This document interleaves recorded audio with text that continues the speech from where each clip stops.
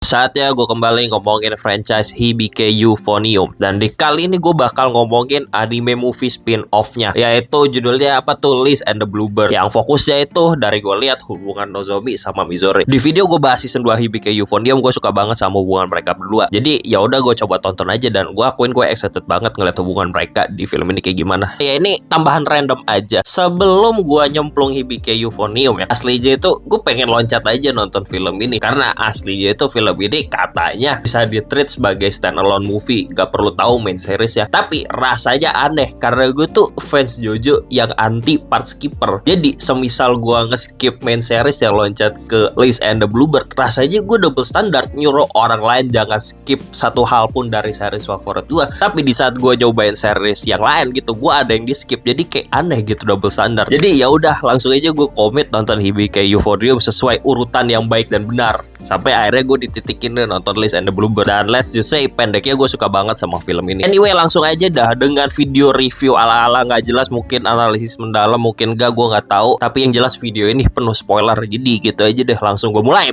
First impression gue ke film yang katanya bagus banget ini sebenarnya ya gak punya ekspektasi apa-apa sih, kayak ya udah nonton aja. Yang gue tahu dari posternya, obviously karakter Nozomi sama Mizore jadi MC-nya, dan art style visual gitu-gitu kelihatan beda daripada main series, ya udah itu doang. Tentu ceritanya masih berkaitan sama klub orkes Kitaoji karena banyak karakter dari main series jadi cameo gitu di film ini. Gue langsung kagum sama visual secara keseluruhan. Dari menit pertama visualnya emang menarik mata gue aja. Ditambah animasinya dari awal juga keren, dan emang sengaja dibikin beda dari main series ini visualnya. Dikata ya first impression gue mungkin di awal-awal film kayak ya udah, oh ini kayaknya drama anak SMA gimana. Ya mungkin banyak orang bisa relate gitu, karena di titik tertentu orang pernah mengalami sekolah kayak mereka ini, kayak si Mizore sama Nozomi. Jadi kayak mikir gitu, abis lulus SMA, abis lulus SMK mau gimana sih, mau ngapain gitu-gitu dah. Anyway, ngomongin konflik cerita, yaitu hubungan orang yang sangat outgoing Nozomi dan Mizore, orang yang penyendiri, berkembangnya gimana. Hubungan mereka berdua dikaitkan sama dongeng kesukaan Nozomi, yaitu Liz and the Bluebird. Liz seorang perempuan penyendiri yang berteman dengan burung yang sangat outgoing. Dari awal film, Nozomi ngomong endingnya agak sedih buat dia, karena Liz walaupun hubungannya baik sama burung tersebut, pada akhirnya Liz harus rela melepaskan burung tersebut agar dia kembali terbang bebas di luar sana, karena Liz akan mengekang burung tersebut di dalam kandang. Karena itu juga dari awal cerita, pesan dari film ini tuh udah obvious banget. Itu bentuk kasih sayang lu ke orang itu kadang itu nggak harus kebikin orang tersebut stay, tapi kadang bentuk kasih sayang terhebat itu lu merelakan orang tersebut bebas gitu, lu melepaskannya. Ya meskipun menyakitkan memberikan kebebasan tersebut, tapi kadang mau gak mau emang itu yang harus dilakukan. Detik ini gue mikir ya, obviously Mizore ini penyendiri, dan gue rasa ya dia ini obviously Liznya. Sedangkan burung outgoing itu burung birunya ya Nozomi, dan ini bisa dikaitkan juga sama cara mereka bertemu di main series ya, yang dijelaskan juga di movie-nya. Seperti Nozomi itu ngajak Mizore join klub orkesnya pas SMP, yang memperkuat pikiran oh Nozomi ya burung biru, dan terus Mizore itu Liznya. Jadi seakan-akan Mizore yang harus melepaskan Nozomi. Tentu juga hal tersebut gue kaitkan sama interaksi Nozomi dan Mizore yang ada di dalam cerita. Kayak Mizore gue nangkepnya itu kelingi banget ke Nozomi. Terus juga pas ada adegan Mizore ditawarin masuk sekolah musik, dan Nozomi lihat brosur sekolah musik tersebut yang dibawa Mizore. Nozomi ngomong pengen masuk sekolah musik nih gitu, terus si Mizore ngekor, gue mau ikut juga. Anyway, hubungan cerita Liz and the Bluebird sama Nozomi sama Mizore terus sama klub orkes Kitaoji adalah klub orkes Kitaoji ini ceritanya itu mau konser gitu, mau tampil, dan lagu yang dipilih musiknya itu judulnya Liz and the Bluebird yang terinspirasi dari cerita Liz and the Bluebird. Dan musik ini bergantung sama duet Nozomi sama Mizore gitu loh. Jadi mereka berdua ini harus beneran ngefeel banget gitu sama karakternya biar musiknya mantep. Lagi-lagi di titik ini gue mikir ya obviously Mizore harus bisa paham perasaan Liz kenapa rela melepaskan burung biru tersebut, dan Nozomi harus bisa paham perasaan burung birunya kenapa akhirnya mau bebas. Tapi semakin hari deket konser, hubungan mereka itu makin retak, makin renggang. Jadi makin susah lu buat memahami karakter yang ada di dalam cerita Liz and the Bluebird. Yang hasilnya tiap pelatih itu musiknya dirasa kurang gitu sama pelatihnya. Retaknya hubungan mereka, karena gue tuh dapat banget sama hubungan Mizore sama Nozomi juga ya bikin sakit sih, kayak lu kapan gitu baikan, lu ngobrol kayak ketemuan cakar-cakaran berantem atau apa, kayak gue gak peduli, please baikan. Itu perasaan gue di titik puncak konfliknya itu jujur. Anyway, yang ngebikin gue fix suka banget sama ini film adalah twistnya. Yang twistnya itu ternyata Nozomi sama Mizore ini salah memahami karakter. Dari awal cerita gue selalu mikir kalau misalnya Nozomi itu si burung biru dan Mizore itu adalah Liznya. Ternyata twistnya itu kebalik, karena yang bener itu si Mizore adalah burung birunya dan Nozomi itu adalah Liznya. Yang gue mikir ya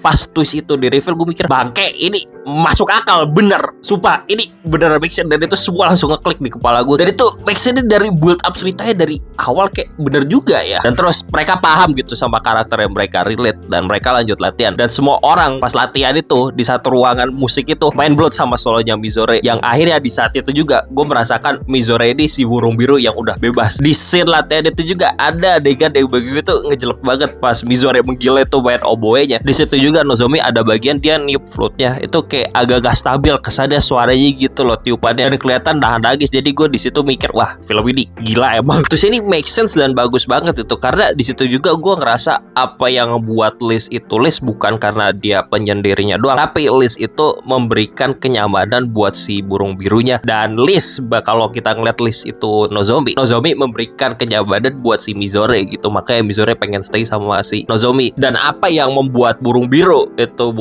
bagi gue juga sebenarnya bukan karena outgoingnya aja, tapi dia menerima kenyamanan yang diberikan sama Liz itu. Dan di dalam konteks ini Mizore nyaman gitu stay di kandang bareng si Nozomi itu, dan itu semua kayak gue mikir, wah make sense juga ya, gila ya di twist ya. Dan itu ya, coba dari satu twist aja, twist yang sebenarnya itu simple, gue kepikiran lama. Gue jujur ya, ngetik skrip ya pas itu mikir lama banget di bagian ini twistnya itu kejadian dari kemana, sejak kapan sih role mereka berubah. Mungkin ya role mereka berubah itu pas Mizore pelan-pelan terbuka sama orang di sekitarnya, dan ini gue ngerasa role-nya pelan-pelan geser, dia udah berubah jadi burung biru. Kayak dia ngajak ada tingkatnya itu keluar, karena awalnya Mizore itu susah banget diajak nongkrong sama ada tingkatnya. Dan dari itu juga gue rasa build up role burung birunya udah geser ke Mizore, dan Nozomi pelan-pelan ditinggal. Di situ gue udah ngerasa Nozomi udah jadi Liz. Mungkin bisa juga ditarik lebih jauh pas mereka masuk SMA, dan spesifik ya pas Nozomi ninggalin Mizore di klub orkes itu, yang kayaknya di situ juga bisa dibilang usaha Nozomi sebagai Liz membebaskan Mizore sebagai burung birunya, yang ada kaitannya sama kejadian di main series CBK Euphonium, yang pas itu Nozomi ngomong ke Mizore, kalau lu misalnya ngikut gua keluar dari klub orkes, kerja keras lu di klub orkes kebuang sia-sia. Yang itu gua tangkap sebagai usaha Nozomi sebagai Liz membebaskan Mizore yang merupakan burung birunya. Atau mungkin ada interpretasi gua lain yang double gitu loh, ya role itu sebenarnya dari awal mereka ketemuan itu gak pernah berubah dari awal film, atau bahkan mungkin lu bisa tarik dari awal mereka kenal dari SMP. Dari awalnya itu ya emang dari dulu itu si Mizore itu udah burung biru, dan Liz itu ya emang si Nozomi aja dari awal. Kenapa gue ngerasa gitu? Karena kayak yang gue bilang tadi, apa yang ngebuat Liz itu Liz bukan penyendirinya, tapi memberikan kenyamanan buat si burung biru. Dan apa yang membuat burung biru itu burung biru bagi gue bukan karena outgoingnya doang, tapi karena nyaman banget sama kandang yang diberikan Liz itu. Dari awal mereka kenalan ya, Nozomi memberikan kenyamanan buat Mizore. Mungkin gue mikir twist ide itu terlalu keras, terlalu jauh gitu. Mungkin di luar sana ada yang lebih pintar dari gue buat menangkap twist yang ada di film ini, atau apa suka-suka. Yang jelas gue ngerasa film ini ya kasarannya multi tafsir gitu. Jadi gue ngerasa tafsiran siapapun di luar sana gak ada yang salah, gak ada yang bener sih gitu. Jadi ya terserah aja sih interpretasi lo hubungan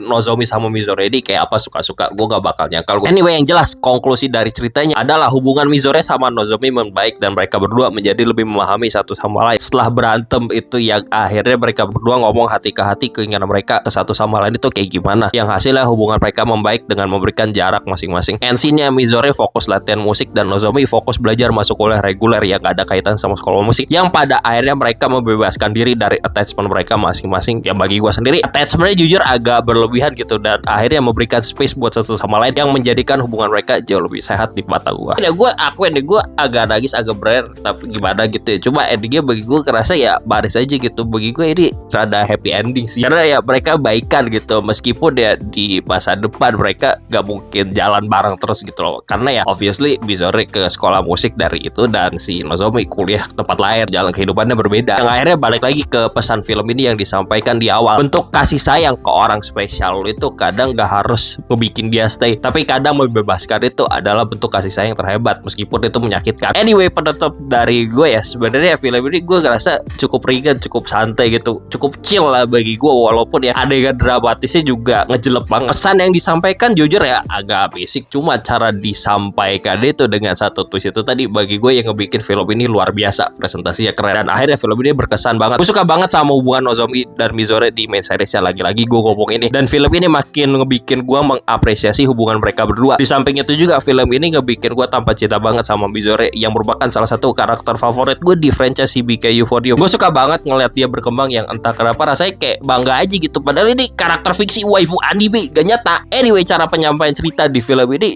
gak melulu dialog gue tangkepnya, tapi animasi karakter acting atau ya pergerakan karakter kayak tangannya atau apalah. Maka dari itu juga karena film ini gak ngandalin dialog doang, jadi pas ada pergerakan karakter kayak misalnya karakter tangan gerak gini-gini, itu maksud si karakter itu perasaannya kayak apa sih, yang bagi gue sentuhan yang bagus aja. Obviously mainan visual kayak warna buat ceritanya juga menjadi hal yang penting buat vibes di dalamnya, dan tentu soundtrack penting juga buat film yang nggak terlalu mengandalkan dialog buat penyampaian pesannya. Anyway, akhir kata gue nggak tahu gimana mau kasih rating film ini, jadi kayak ya udah pokok film ini bagus banget. Bagi gue kebagusan kalau gue kasih rating angka gitu dah. Gue ngerasa suatu hal itu bagus banget buat gue ya dari enjoyment, tapi di satu sisi apakah ada yang stuck banget di kepala gue atau enggak, dan yang ngebikin Liz and the Bluebird stuck di kepala gue itu sampai gue pusing banget mikirinnya itu satu twist simple itu tadi, siapa sih yang sebenarnya Liz, siapa sih yang sebenarnya burung birunya itu.